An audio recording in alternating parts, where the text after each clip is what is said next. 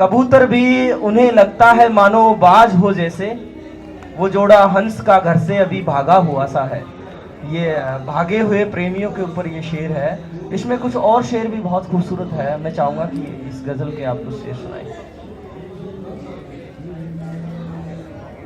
हाँ, देखिए कि ये जो शेर आया है ये कुछ इस तरह से आया है कि कई बार हम लोग ट्रेन में बिना टिकट यात्रा करते थे।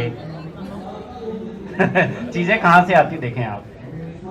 तो ट्रेन में जब बिना टिकट यात्रा करते थे तो हर कोट वाला आदमी टीटी नजर आता है। मतलब इतनी बेचैनी, इतना डर, हर आदमी जो भी काला कोट पहन के आएगा वो आदमी टीटी। तो इसी तरह से जो प्रेमी होते हैं, जो घर से भागे हुए होते हैं, उन प्रेमी जोड़ों को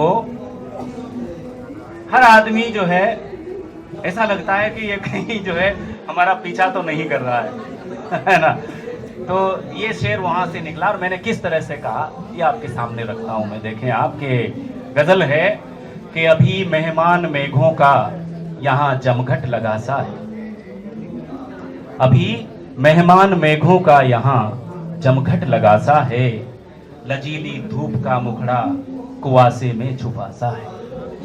धुंध का एक परिदृश्य देखें और उसमें जब सूरज हल्का सा निकलता है वो चित्र देखकर इस शेर को सुने कि अभी मेहमान मेघों का यहाँ जमघट लगा सा है, लजीली धूप का मुखड़ा कुआसे में छुपा सा है।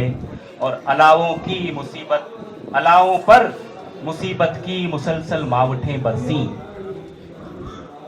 किसानों का जो जीवन है वो लगातार कठिनाइयों के दौर से गुजरता रहता है, लेकिन वो हार नहीं मानता। मुझे लगता है कि जितनी भी संसार में निराशा है, जो निराश लोग हैं, जो हताश लोग हैं, उन्हें कुछ दिन किसान के घर पर रहना चाहिए। अगर आप निराशा से डिप्रेशन में चले गए हैं तो मनोचिकित्सकों की दवा खाने के बजाय उन मरीजों को कुछ दिन किसान के पास में भेजना चाहिए।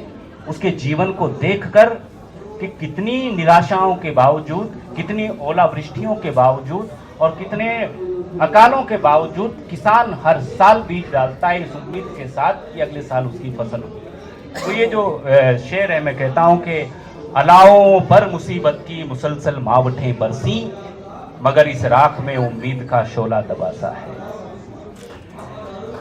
अलाओं पर मुसीबत की मुसलसल मावठें बरसी, मगर इस राख में उम्मीद का शोला दबासा है।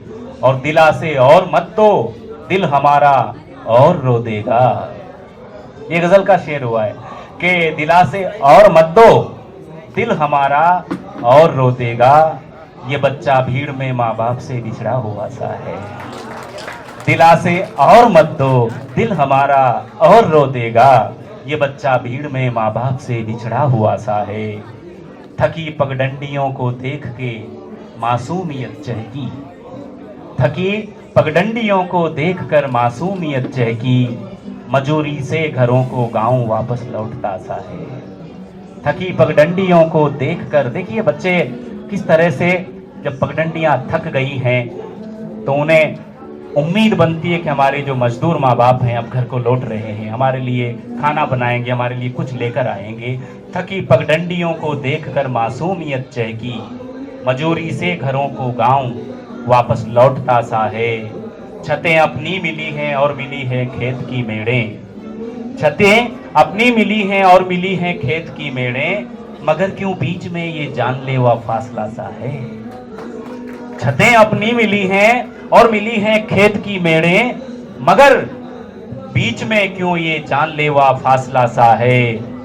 कबूतर भी उसे लगता है मानो बाज हो कोई।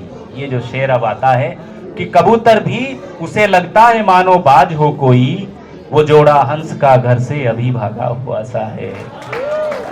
कबूतर भी उसे लगता है मानो बाज हो कोई, वो जोड़ा हंस का घर से अभी भागा हुआ सा है। और अंतिम शेर पढ़ता हूं इस गजल का कि धरा की गोद में नन्ही नदी फिर खिलखिलाएगी। धरा की गोद में नन्ही नदी फिर खिलखिलाएगी। पहाड़ों पे सदी के बाद अब बादल झुका सा है, पहाड़ों पे सदी के बाद अब बादल झुका सा है।